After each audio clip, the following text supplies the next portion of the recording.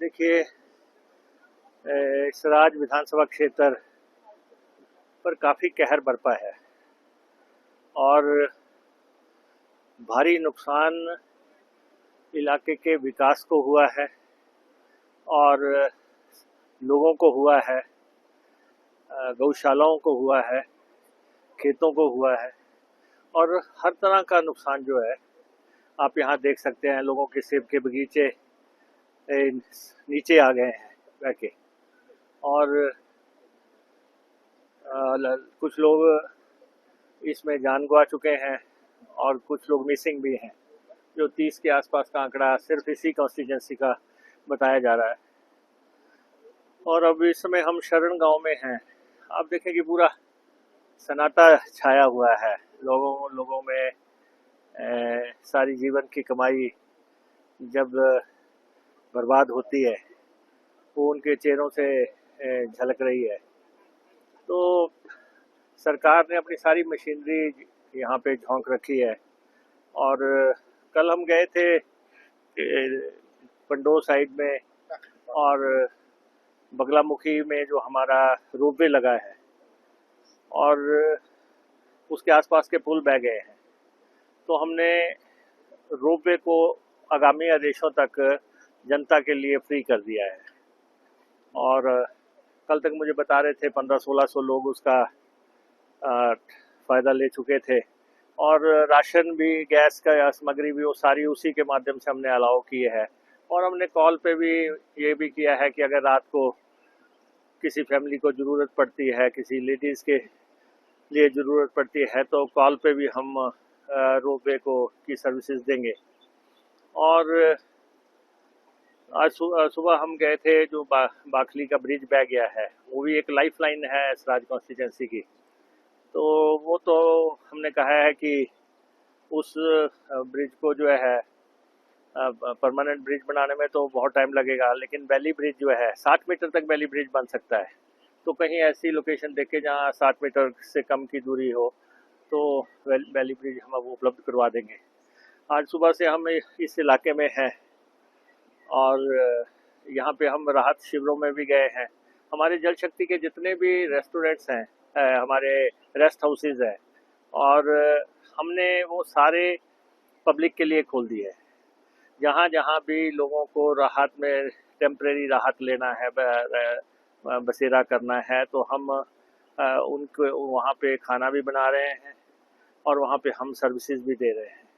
4 शिविरों में देखा, हमारे अधिकारी भी साथ में हैं और यहाँ पे आप देखते हैं कि ऊपर से नाला आया और जैसा नुकसान हुआ है, जो लोग बुजुर्ग हो गए हैं 75 साल 80 साल, उनका भी ये कहना है कि कभी इस क्षेत्र में उन्होंने ऐसी त्रासदी नहीं देखी।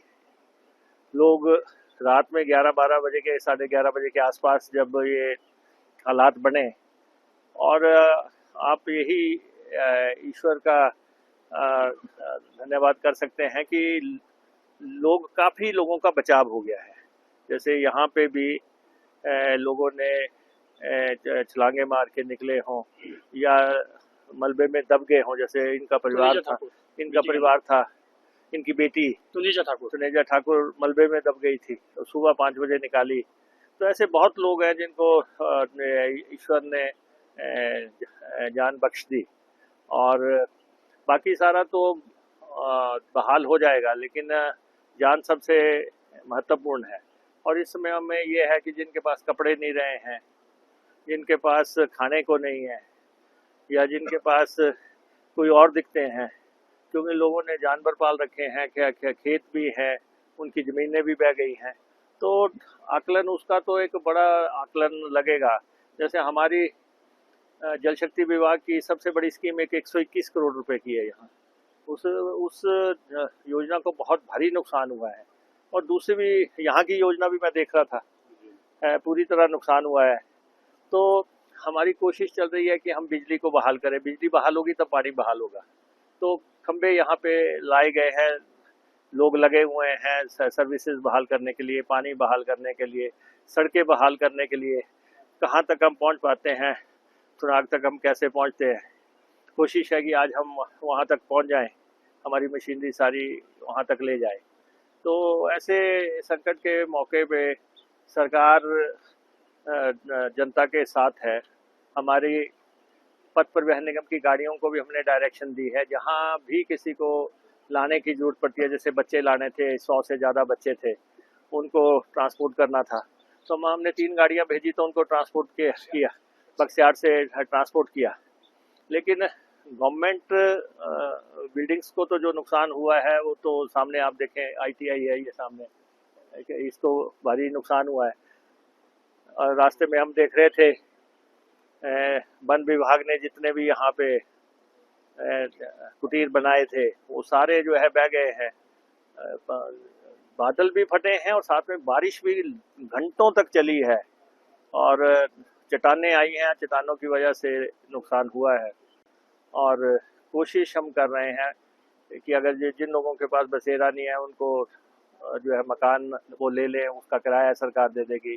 खाने के खेप हम भेज रहे हैं, आज भी हेलीकॉप्टर आया था, कुछ इलाकों में राशन दे के गया है। और सेना को भी बुलाया है, ITBP भी कॉल की है, NDRF SDRF सबको कॉल किया है और डिस्ट्रिक्ट मशीनरी तो गेयर अप की है और दूसरे जिलों से भी अफसर और कर्मचारी बुलाए हैं ताकि इस संकट के मौके पे सहयोग किया जा सके। सर, फिर एक बार रेड अलर्ट आया हिमाचल, तो किस तरह की एहतियात बरती जा रही है और क्या डायरेक्शन दी गई है? नहीं, उसके तो लिए एडमिनिस्ट्रेशन डटी हुई है और जो भी डिजास्टर के लिए जरूरी कदम उठाने हैं वो तो कल भी हमारी शिमला में मीटिंग हुई, उस मीटिंग में भी सारे स्टेप्स का रिव्यू किया गया, क्योंकि अभी आगे काफ़ी समय है।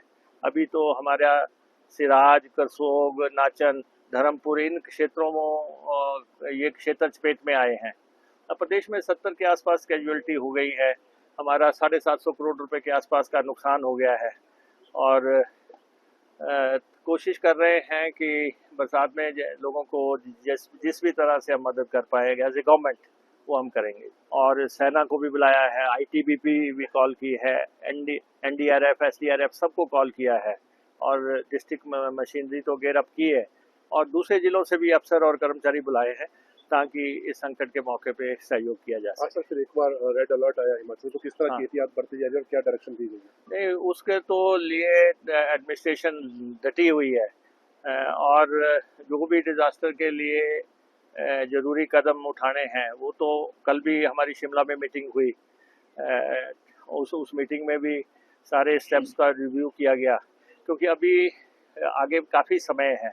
अभी तो हमारा सिराज, करसोग, नाचन, धर्मपुर इन क्षेत्रों में ये क्षेत्र चपेट में आए हैं।